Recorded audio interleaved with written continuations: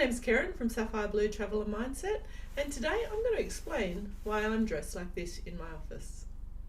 We can go so many places and get overheated so easily or be underprepared. The key to that when we pack is packing and preparing for layers.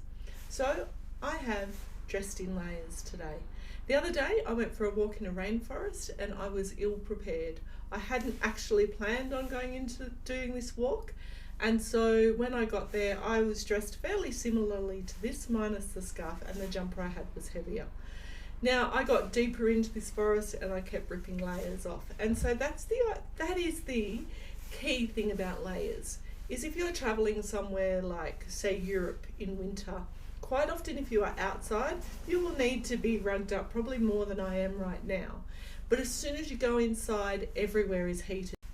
So let me encourage you that when you're packing, think about layers. So this isn't exactly what I pack when I go away, but when I pack to go away, this is an essential. This is actually a Pack and Go Kathmandu jacket. I get no credit, I've got no affiliation with them. I just love this jacket. It's warm enough for autumn or like late spring, early autumn.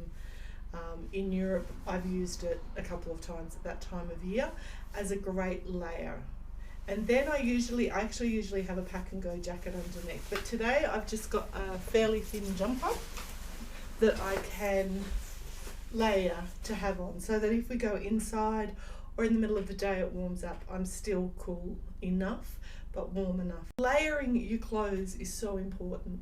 It just helps so much for you to stay comfortable and enjoy your day. So let me encourage you as you pack and prepare for your next European holiday to always remember, take a light jumper, have a light jacket ready, especially if you go like north and south. If you're in Greece and say Scotland, you are more than likely going to need multiple weather scenarios in your pack or in your bag, and so layering is the perfect way to accommodate that.